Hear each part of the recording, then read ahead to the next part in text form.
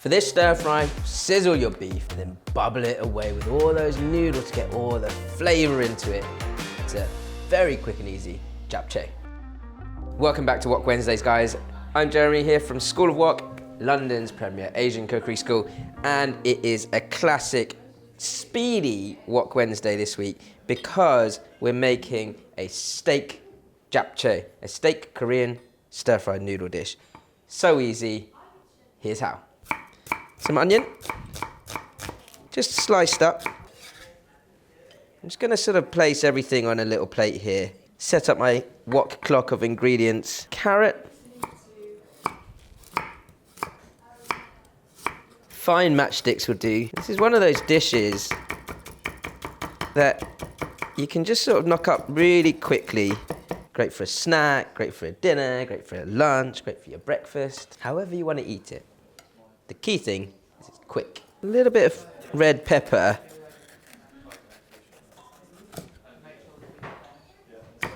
Again, finely sliced.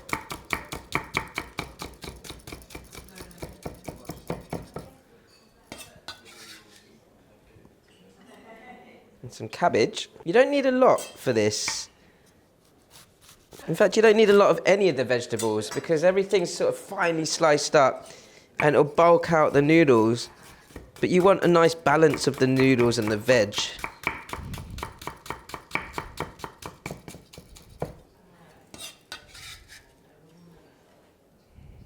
So apart from the steak, I've got my wok clock of ingredients set up. My onions, carrot, and then the softer or thinner cuts of veg that you want to keep nice and crunchy. So with the steak, you can use whatever steak you want for this. A fast or quick cooking steak helps. So like a primary cut, either rump or ribeye, sirloin. I'm just going to slice strips through the steak. We will season this ever so lightly. I quite like the fat on this as well. Got a bit of salt,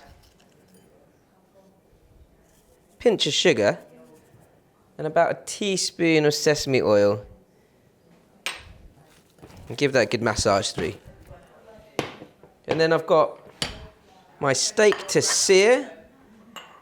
And then my wok clock of veg, along with some pre-soaked glass noodles. Now these are mung bean vermicelli. Traditional japchae made with a sweet potato noodle. I find that this is a little bit more accessible.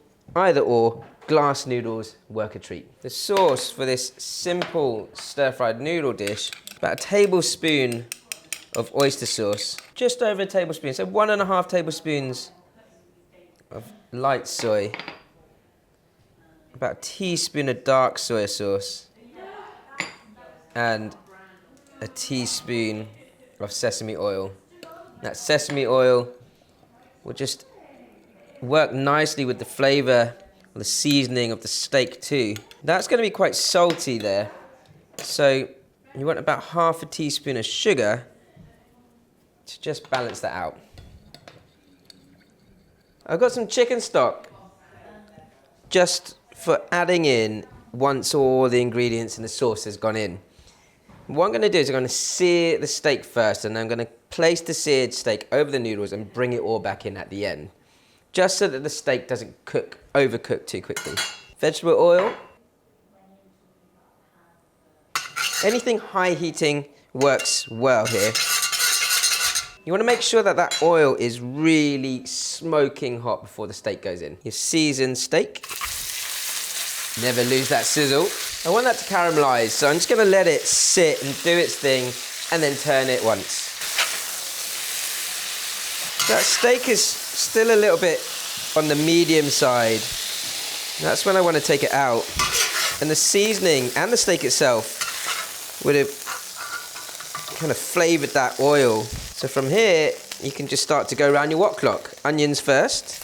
Steak and onions, can't go wrong. And it's a quick sear.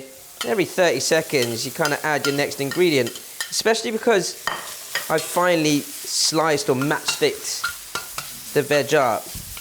doesn't take long to cook at all, and it's really important to keep your onions, or actually all the veg, nice and crunchy.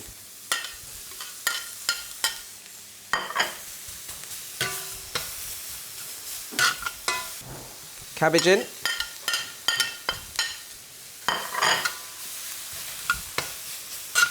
My noodles and my steak can come back in, and then you can see that smoke sort of building up, so that tells me that the wok's still nice and hot. My sauce can go in.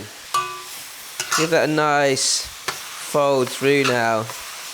Pick up all the sauce with the noodles.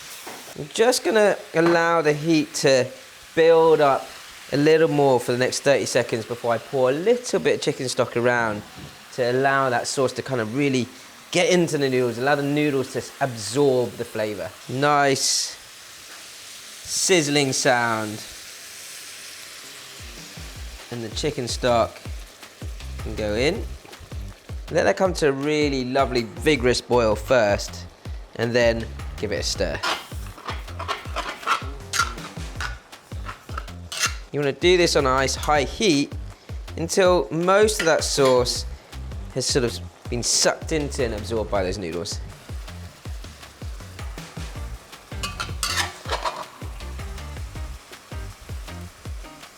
And you cook it that way, and so as you can see, all the flavour is in the noodles and the veg and the beef, as opposed to just sitting at the bottom of the wok. My hungry moment. That is so tasty, so simple.